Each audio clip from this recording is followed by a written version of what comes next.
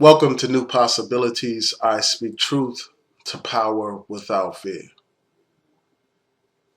Yesterday I did a video entitled, Why Do So Many Black Women Worship White Men? And I received quite a few comments to that video, and today I want to take time to further discuss the issues raised in that video. In response to my video, I received a lot of feedback, and I also received some negative comments. One person described the video as despicable. Another person expressed their disappointment. And another person actually said that my question was a dumbass question. And frankly, when I first read that comment, it kind of made me laugh. But in all actuality, nothing is funny about the situation. Nothing is funny at all. And I've noticed whenever I raise these issues that deal with male-female relationships and the so-called gender war, there's a lot of feedback that I receive. There's a lot of emotion, a lot of conflict, a lot of polarization whenever these types of videos are posted. And I just wonder about that. I wonder why these type of videos receive such attention and why do they receive such a flood of comments? You know, many of the people who comment to these types of videos, they're not around when there are discussions about important issues such as police brutality or discrimination in the criminal justice system or issues of inner city violence. These people are nowhere to be found. They are only drawn to discussions that involve male and female relationship type of issues. And I just wonder about that. And my intention when I posted the video, it was not to insult anyone. It was not to disrespect anyone. Really, the video was out of love. Love for black women and black people. It was an expression of my disappointment in the situation that I see. A situation where you have African American women who are in a situation where they feel that they are not loved and appreciated. They actually believe that there are very few black men uplifting black women on YouTube and other social media. Many of the people who commented, they talked about how there's so much misogyny directed towards black women on social media. They talked about how there are many popular YouTubers who attack black women, who denigrate black women, who disrespect black women. And they talked about how that is part of the reason why white YouTubers who praise black women receive so much love and attention, so much praise and support. They talked about these things. And I'm going to go a little bit further into that a little bit later in this video. But as we talk about this issue of self-hatred in the black community, whether it's black men hating black women or black women hating black men, we have to understand who is the source of the problem. And that's something that we rarely talk about in these videos about male-female relationship problems. We have to understand that somebody taught us to hate ourselves. As Malcolm X said in his famous speech, who taught us to hate ourselves? When we were in Africa, before the white man came to Africa and put us in bondage and brought us to America, before we had Arab invaders and other foreign invaders in our land, we loved ourselves. We loved our hair, we loved our skin, we loved our noses, our lips, and all our other African features. We had a love and appreciation for ourselves. We accepted our own and we were ourselves. We loved ourselves. But through the process of slavery and indoctrination, we were taught to hate ourselves. We were taught to hate ourselves not only during slavery, but we were taught to hate ourselves during Jim Crow, when we were segregated and humiliated and degraded, not only just physically, we were mentally degraded. We were taught that our black skin was ugly. We were taught that our natural African hair was nappy. We were taught that our full lips and our wide noses were ugly.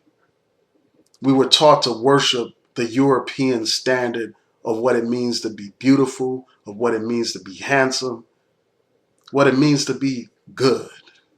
We were taught that we were descendants of savages. They gave us the image of black people being cannibals and barbarians and ape-like people. Those are the images that we were presented with that destroyed our minds. We were given the images of the mammies and the sambos and the coon,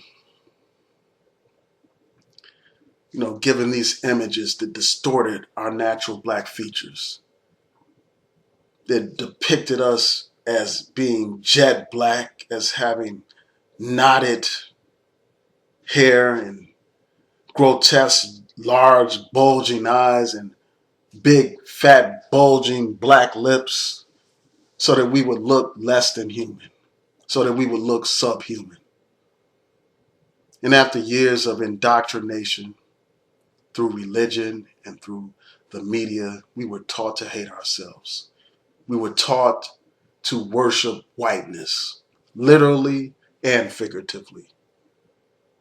Many of us, when we would go to our churches, we would see a white Jesus on the wall. When we would see the images of the angels, as Dr.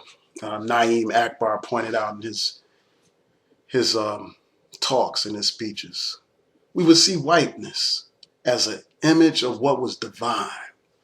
And when they would depict the demons and evil, it was always black. Everything negative is black. So eventually we were taught to hate ourselves, to hate who we are as a people. And we are still taught to hate ourselves. After that seed of self-hatred was planted into our minds and our heart, we carried that seed of self-hatred on generation after generation after generation. So you have issues of colorism in our community. You have a situation where white women are viewed as the standard of beauty in this society. You have a media that constantly projects that image.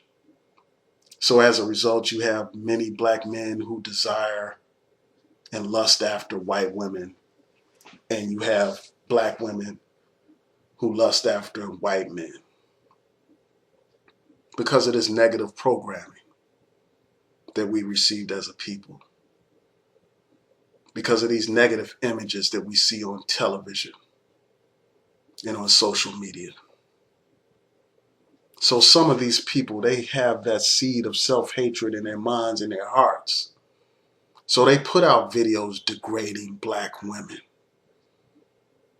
calling them all kinds of despicable names, blaming black women for all the problems that exist in the black community.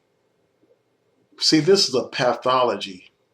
This hatred, this self-hatred, is a pathology that was planted in our hearts and minds by that white man, and we continue it generation after generation. We pass that hatred on. So it's a white man, it's the white society that taught us to hate ourselves, to hate who we are. You have dark skin against light skin and all this. We internalize the white man's hatred of us.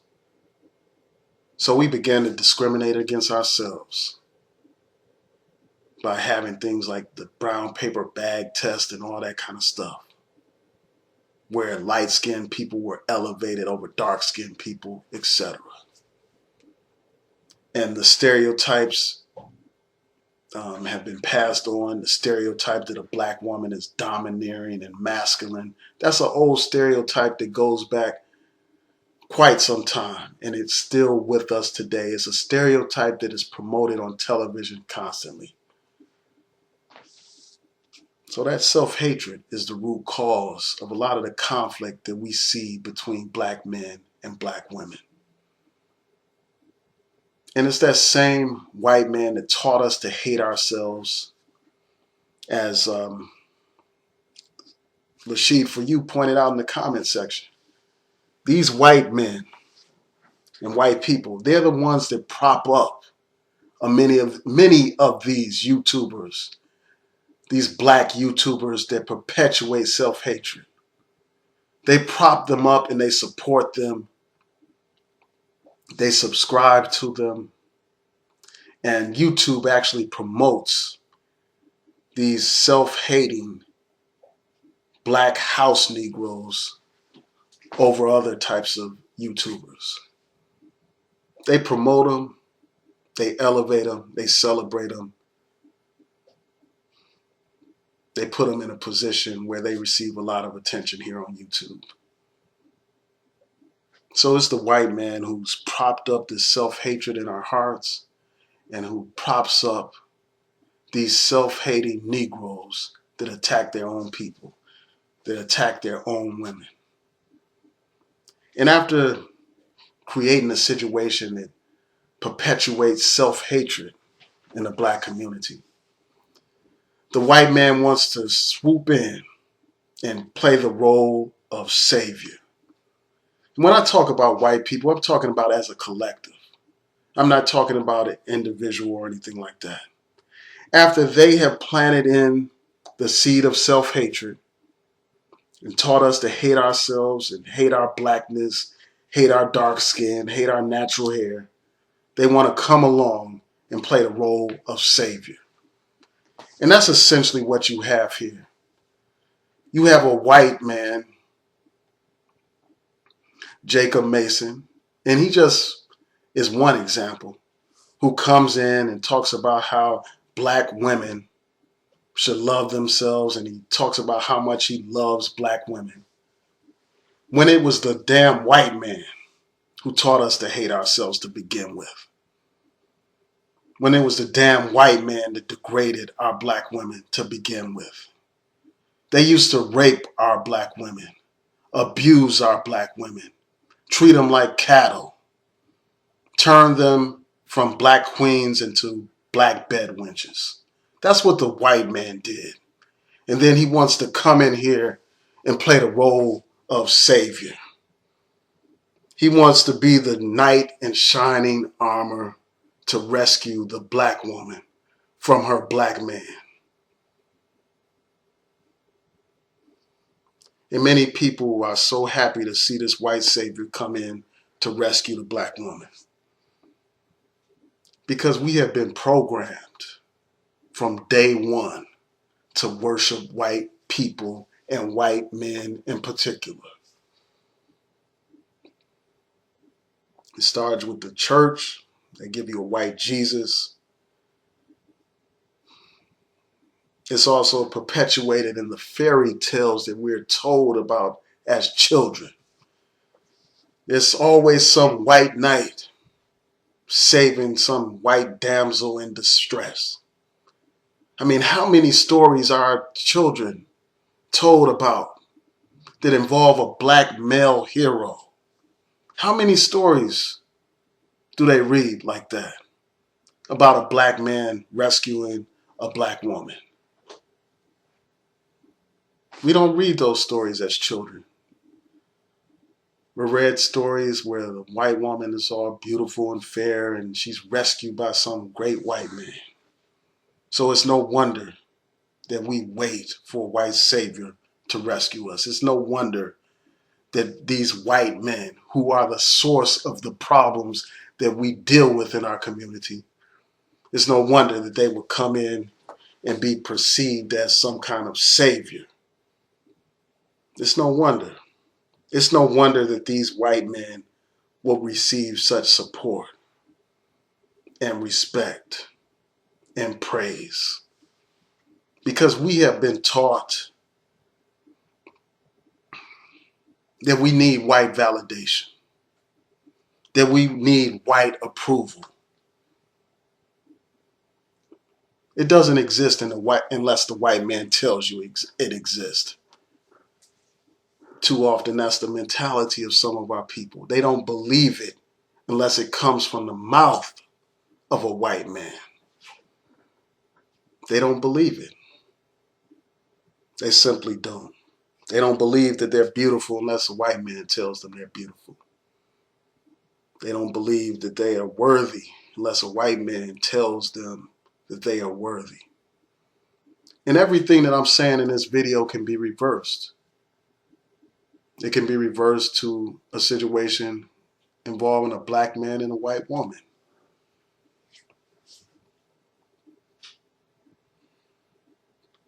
But again, I mean, it's about validation. A lot of times people need white validation because they've been programmed. A lot of people talked about how there aren't enough black men who do videos uplifting and celebrating black women. And there probably aren't enough black men. I mean, black women cannot be praised and celebrated enough. There can never be a situation where there are too many videos uplifting black women and loving black women. So there's always room for more love and appreciation for the black woman. But I do want to say this. There are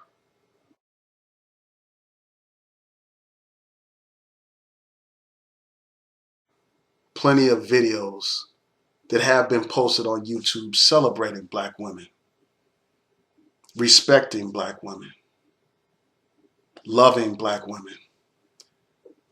But too often those videos are not promoted to the same degree that videos are promoted where there's a white man or another non-black man doing the video.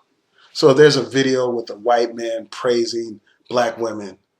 That video receives a lot more attention here on YouTube for whatever reason.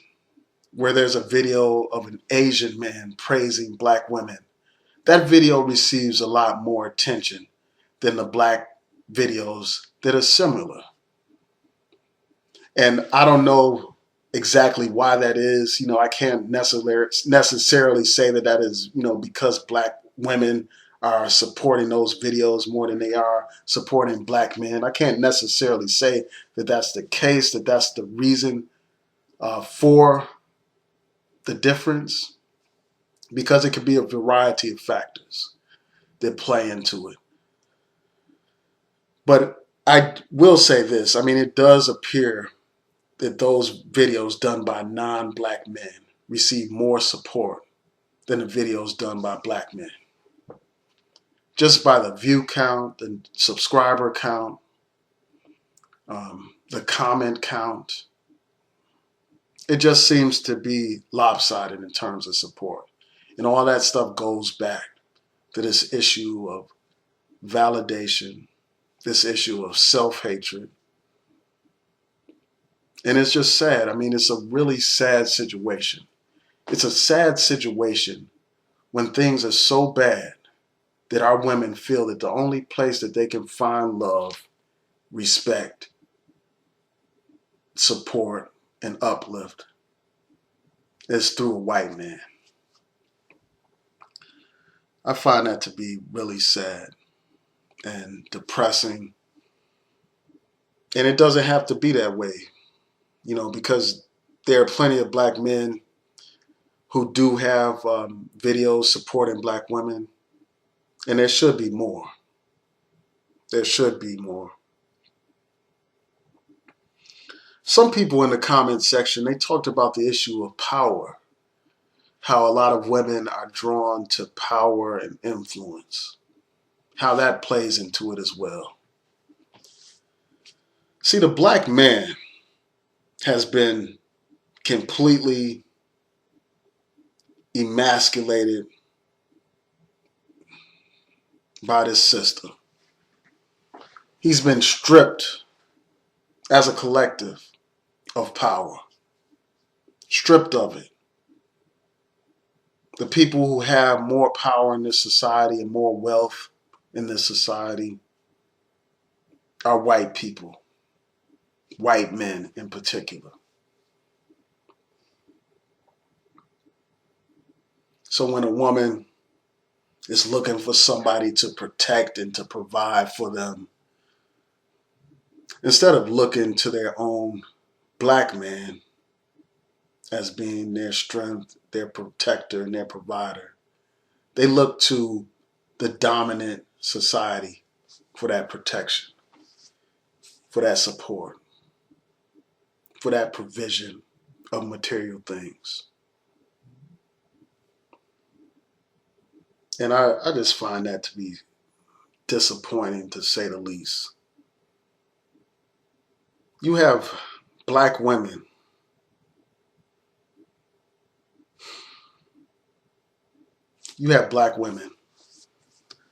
who profit off of this self-hatred that we have in our community. They basically tell you that the white man is the answer to your problems, or that some other non-black man is the answer to your problems. And that's just in a nutshell. I know they try to say, well, they're beyond black and white and all this and that, and they just want somebody to be happy.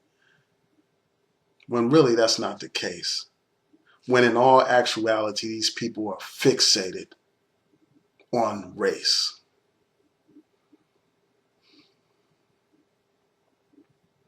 You can't be beyond black and white when all you talk about is black and white, when all you promote is black and white, when you open up every video talking about how you swirl.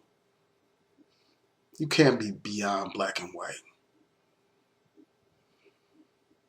You can't be beyond black and white when most of the men that you celebrate on your YouTube channel, or most of the men who are featured on your YouTube channel, and most of them are white.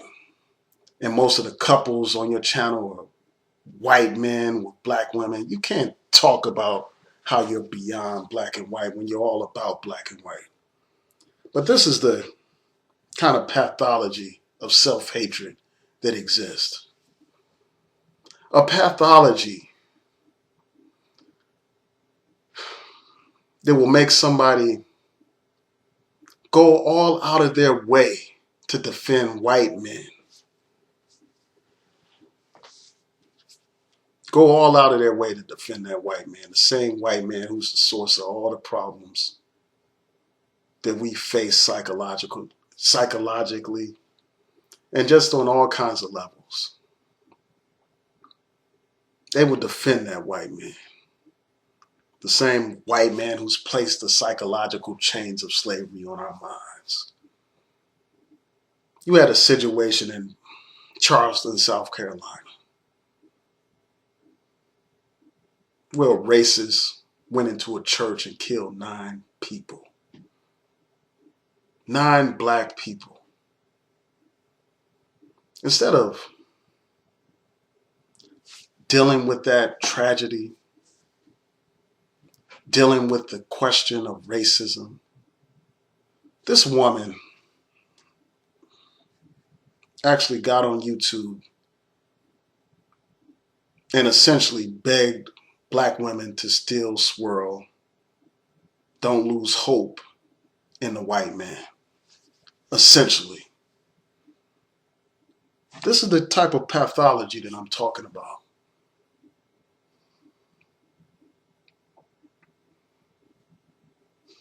Where we are going to the very person who's the cause of our problems, defending that person, celebrating that person, viewing that person as our damn savior. There's something sick about that. There's something terribly sad about that. There's something pathetic about that. And you had this white dude who plagiarizes, who fetishizes black women, and yet you have all these black women defending him. We really have a long way to go as a people to free ourselves from mental slavery.